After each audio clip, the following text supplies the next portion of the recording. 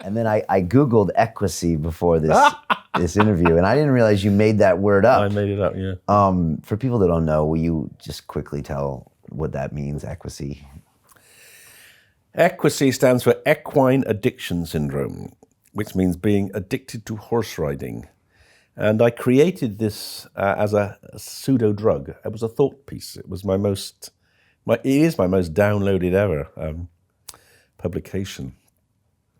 And I wrote it just before we were doing the review of Ecstasy, the long-awaited 30-year-old review of Ecstasy, which Ecstasy had been made illegal and never been reviewed. And eventually we got permission from the government to do it, even though they said they didn't want it. The Home Secretary said the review was unwelcome. The Drugs Minister said it doesn't matter what they do, we're going to keep it Class A. Anyway, we did it. But paradoxically, I mean, it's surprising, coincidentally, during the period of review, which was the most systematic review of Ecstasy ever done, we actually got one of the nice review groups, to do a systematic assessment of all the claims of harms of Ecstasy. So we took them all, hundreds of papers, and they did what they would do for a pharmaceutical drug. They looked at all the harms and showed there were virtually none.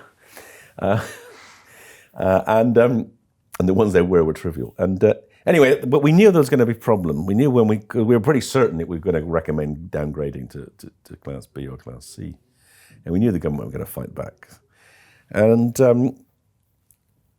weirdly, in my clinic, about a month before the report was coming out, I saw this woman who'd destroyed a chunk of her brain falling off a horse. And she'd become very disinhibited, personality change, lost her husband, had left her, kids left her, lost her job. She was in a very bad way. And it got me interested in the brain damage from horse riding. When I started reading around it, I discovered, firstly, horse riding is dangerous, particularly if you jump, which was scary to me because my daughters were riding. So I had conversations with them. I hope you don't fall off. Oh, yeah, I fall off all the time, don't I? Perhaps we should... Would you like to do something else? Would you like a motorbike, perhaps? Anyway, so my daughter sort of, became much more knowledgeable about the harms of horse riding. And then I also discovered that many people get addicted to horse riding. And there was this very well-known columnist in the Times called, what's her name? Melanie, I can't remember her second name. She fell off a horse and she broke her neck and her back. But she now rides in a frame. Because she's addicted to horse riding. She's like, I can't not, the smell of the horse, the touch of the horse, it's a drug. So I thought, so this is a harmful activity. Let's pretend it's a drug, EQUASY. And I wrote the paper. It was actually a really successful paper, not because colleagues in Europe, they said, damn you, David. I got to the second page before I realized it wasn't a drug, it was a horse. Anyway, I did it to kind of compare to well-known, certainly everyone knows about horse riding. Let's compare Ecstasy to EQUASY. And I just thought it would help. I thought it would help justify a rational decision about the harm, where we classify Ecstasy. And it had exactly the opposite reaction, because the Home Secretary, Jackie Smith, went absolutely ape.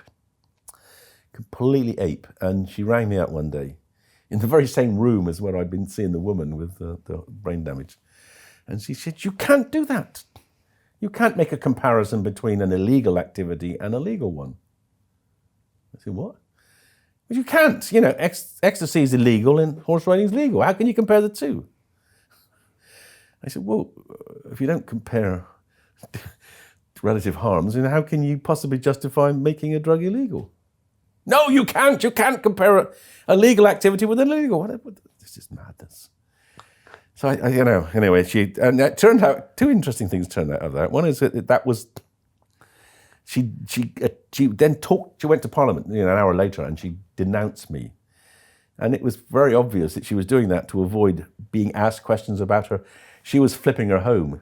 She was claiming her sister's flat as her main home, so she could get more mortgage relief on her big house in Birmingham. So she was trying to obfuscate what was the torture being shone on her. But anyway, that was why she did it.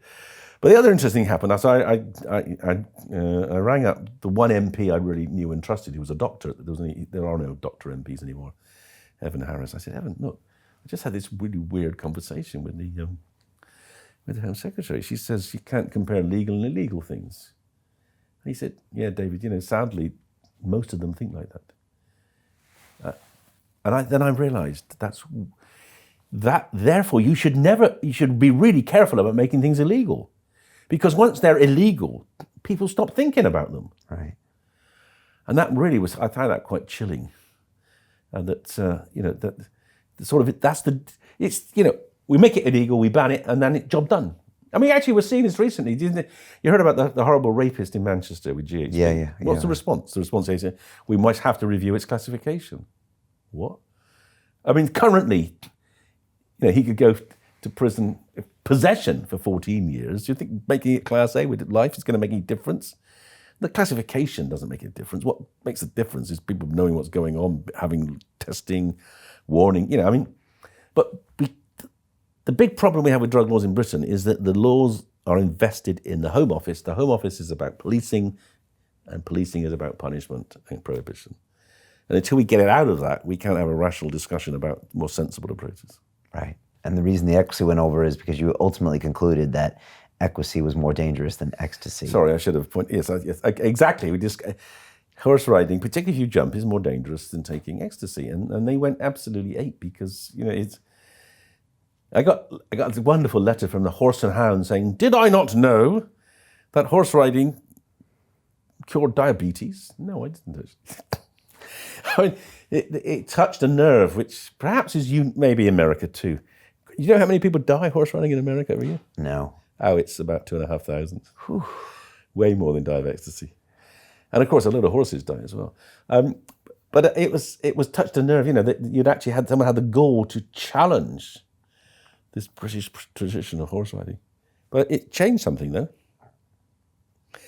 Because people started asking, how dangerous is horse riding? Is he so wrong? Is Nutt completely wrong? And then they started looking at the data. And there's the British, there's a journal of eventing, British Journal of Eventing, people who do really serious horse riding read. And they stopped publishing the list of people who died each year. Because they used to have, in the December issue, there was always like 30 or 40. In fact, do this experiment. When you know someone who horse rides, ask them if they know someone who's died. A lot of people who ride horses know people who died horse riding. Yeah. Not many people who take ecstasy know people who've died of ecstasy. And that's why I thought it was a brilliant paper. That's why you should have been a politician, David, because you used words and images and ideas to blatantly show and make a point, enough to get people mad at you and yelling about you in Parliament. You did that. But I mean, it plainly shows that people bring baggage to this one thing and no baggage to the other thing. Exactly. Because I've heard this story and it's illegal and I trust our government, so it must be bad, versus this thing which is part of British history and it can't be bad, but it actually is more dangerous. And it clearly made the point. And I think it was a brilliant thought piece,